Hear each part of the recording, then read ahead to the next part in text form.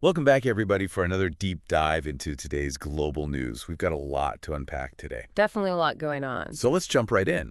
And maybe the biggest story of the day is the situation in Syria. The Assad regime has fallen. Yeah, it's a major turning point in a conflict that has been raging for over a decade. And the Islamist rebel group Hayat Tahrir al-Sham, HTS, is in control. Yeah, a lot of uncertainty, a lot of questions about what this means for the future of the country. And of course, everyone's trying to figure out what to do, especially the U.S. We've been involved in Syria for years now. But with this new development, it's like we're back to square one. It's interesting, especially with former President Trump potentially returning to the White House.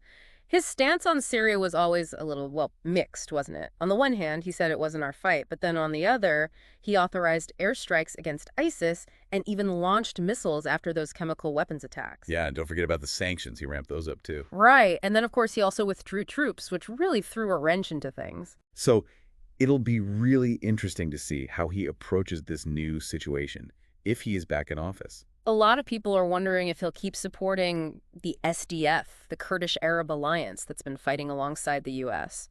Especially with Turkey seeing them, especially the Kurdish elements, as a terrorist threat. Right, that's a major point of tension, and it's not going to go away easily. And then you've got Turkey's President Erdogan. He and Trump have a pretty good relationship. That could play a role in how things unfold. And don't forget about Russia. They were a key Assad ally. They're a wild card for sure. They seem to be pulling back their naval presence from their base in Tartus, but what their long-term strategy is, who knows? Well, while all this geopolitical stuff is happening, we can't forget about the people on the ground, the ones who've been living through this conflict for years.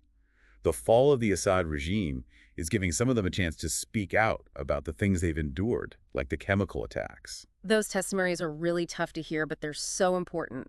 They remind us of the human cost of this conflict and why accountability is so crucial. And with all the chaos of the regime change, there have been some pretty unexpected developments, like that American citizen, Travis Timmerman, who was imprisoned in Syria. He's been released. It really highlights the uncertainty of the situation, and it makes you wonder, what about all the other detainees? What's going to happen to them? Yeah, definitely something to keep an eye on. Ah, Okay, so we've got chaos in Syria, but let's shift gears for a minute and look at South Korea. They're having their own kind of political crisis. President Yoon Suk Yeol is facing an impeachment vote. this comes after his attempt to impose martial law completely backfired. He claimed North Korea was behind the assassination of a top opposition figure, but a lot of people saw it as a power grab. Especially since he totally ignored the parliament. This has really damaged South Korea's image as a stable democracy, and that's a blow to their ambitions to be a major player on the world stage. And it really shows how fragile even established democracies can be. Speaking of fragile democracies, let's move on to Myanmar. The Arakan Army, the AA, has just had a huge win. They now control the entire border with Bangladesh. This is a significant defeat for the ruling military junta, and it raises questions about how long they can hold on to power. But this victory also presents some serious challenges for the AA. Yeah, like the humanitarian crisis in Rakhine State, which is now under their control. And then there's the whole issue of the Rohingya population. How the AA handles these things will be really important. Definitely a situation to watch closely. Now, let's jump to some other big headlines. NATO's new Secretary General, Mark Rutte, is calling on member states to increase defense spending, citing the threat from Russia. This echoes concerns we heard a lot from former President Trump, which shows how this security challenge is something that transcends different administrations. It's interesting timing, too, with everything going on in Syria and global anxiety is already running high, especially in Europe after Russia's invasion of Ukraine last year. Yeah. This debate about defense spending within NATO is going to heat up, particularly with those countries right on Russia's border. Some might be more open to Rutte's call, but others might want to focus on domestic issues. Could lead to some friction within the alliance. Okay, moving on. Some good news coming out of India this time. Yeah, they're celebrating a historic win in the world of chess.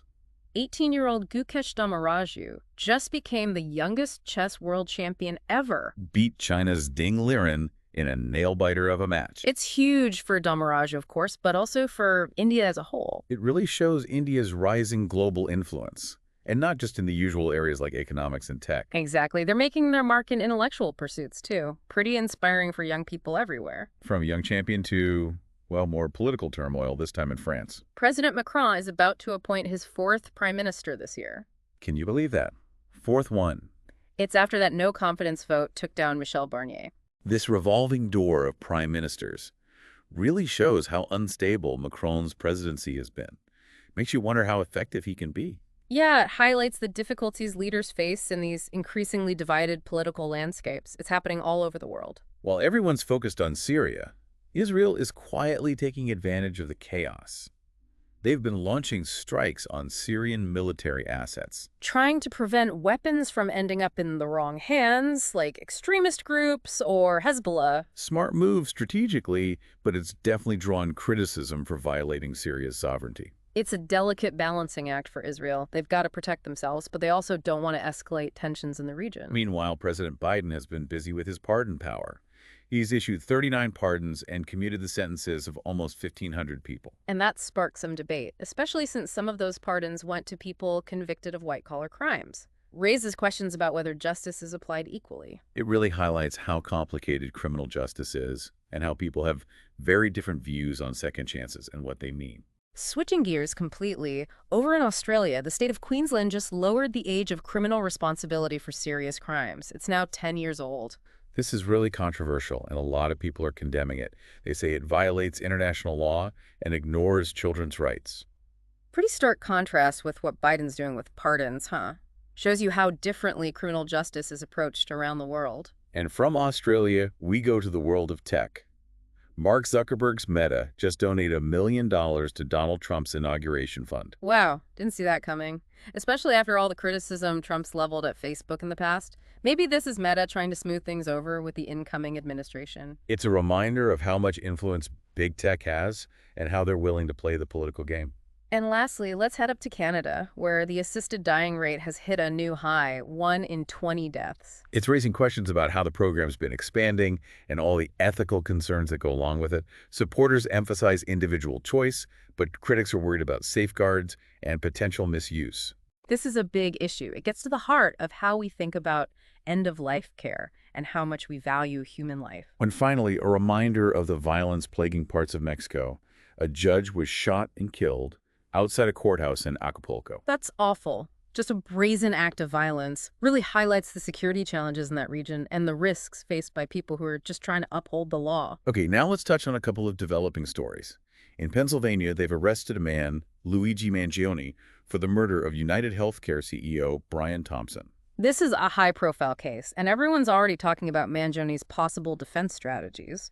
Some legal experts think he might plead insanity or claim he wasn't mentally fit to stand trial. They also found a list that might have had other healthcare executives targeted.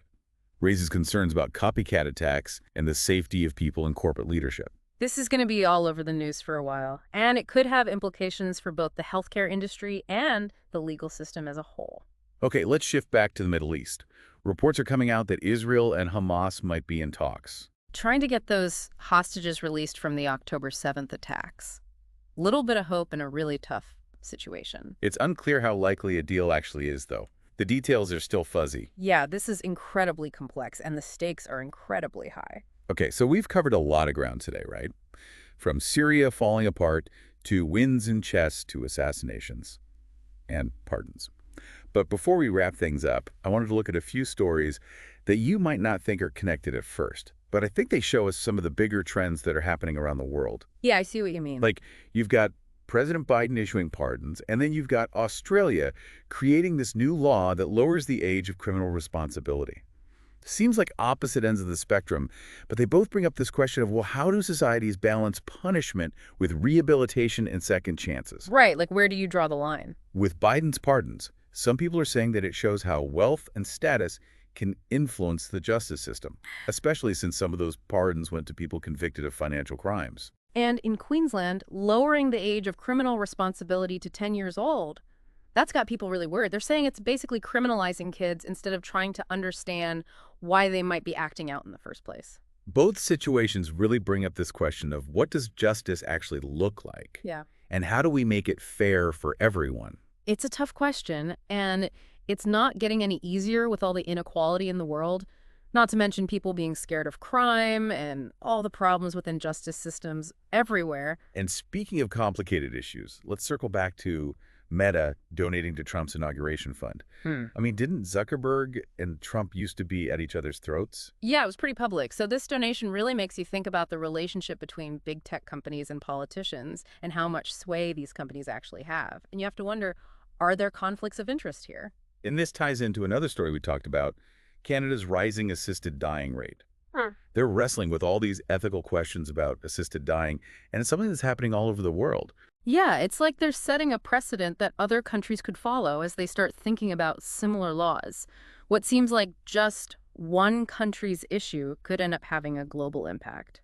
They're finally, that judge getting killed in Mexico. It's a harsh reminder that in some parts of the world, it's not about pardons or assisted dying.